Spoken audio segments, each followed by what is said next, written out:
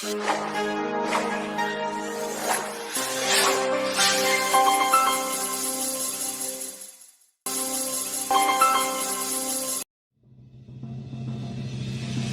రోడ్లో గల ఓ పశువుల ఫారంలో గుట్టు చప్పుడు కాకుండా జరుగుతున్న వ్యాపారం.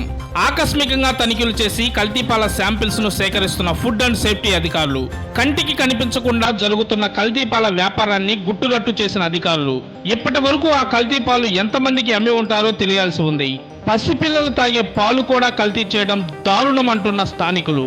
వివరాల్లోకి వెళ్తే, దర్శి నగర పంచాయతీ పొదిల్ రోడ్లోని శ్రీ మంజునాథ వెంచర్స్ పక్కన నివసిస్తున్న మేరువ పుల్లారెడ్డి కల్తీ పాలు తయారు చేస్తున్న సమాచారం అందుకుని హుటాహుటిన దర్శికి వచ్చి పాల క్యాన్లను, వారికి సంబంధించిన రసాయనాలను, డబ్బాలను, ప్యాకెట్లను స్వాధీనపరుచుకున్న ఒంగోలు విజిలెన్స్ ఏఎస్పీ శ్రీహర్ష మరియు వారి సిబ్బంది.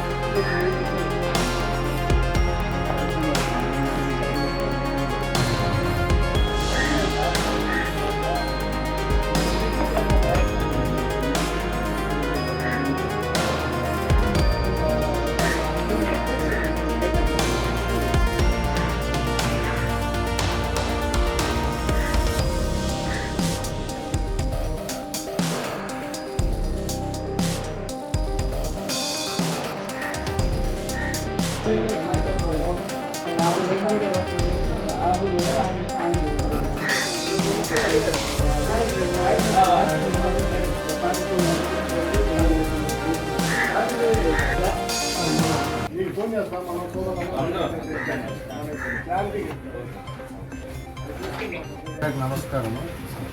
ఈరోజు ఈ విజిలెన్స్ ఎన్ఫోర్స్మెంట్ అఫీషియల్స్ మా టీము ఇక్కడ దర్శి టౌన్లో గాంధీనగర్లో ఈ అడల్ట్రేషన్, మిల్క్ అడల్ట్రేషన్ అంటే కల్తీ పాలు తయారు చేసే యూనిట్ షెడ్ పైన రైడ్ చేయడం జరిగింది. ఇక్కడ ఏం చేస్తారంటే మామూలు రైతుల దగ్గర చుట్టుపక్కల పల్లెల నుంచి పాలు సేకరించి ఆ పాలల్లో ఈ నూనె మరియు ఉప్పు కలిపి ఆ ఫ్యాట్ శాతం వచ్చేటట్టు, తగిన ఫ్యాట్ శాతం వచ్చేటట్టు కల్తీ చేసి ఆ కల్తీ పాలని వెంకటరమణ మరియు మోహన్ డైరీలకి వీళ్ళు అమ్ముతారు.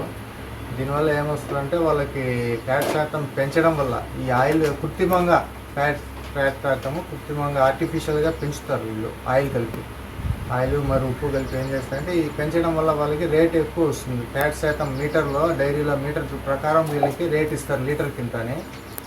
సో వీళ్ళు తక్కువ కొన్ని రైతుల దగ్గర ఈ కల్తీ పాలు అమ్మడం వల్ల ఎక్కువకే అమ్ముకుంటారు. దానివల్ల వీళ్ళకి లాభం వస్తుంది, ప్రజలకి అనారోగ్యానికి గురై పిల్లలు ఈ ఆయిల్ కల్తీ చేసిన పాలు పిల్లలు కానీ తాగితే వాళ్ళకి హెల్త్ ప్రాబ్లమ్స్ పెరిగే స్టేజ్లో ఉంటారు. కాబట్టి ఆరోగ్య సమస్యలు వచ్చే అవకాశం ఉంది. కనుక మేము మా ఇన్ఫర్మేషన్ ద్వారా వచ్చి రైడ్ చేసి ఇప్పుడు ఇవన్నీ సీజ్ చేసి దీనికి శాంపుల్ కూడా మేము ఈ కల్తీ పాలని ల్యాబ్ పంపిస్తాము.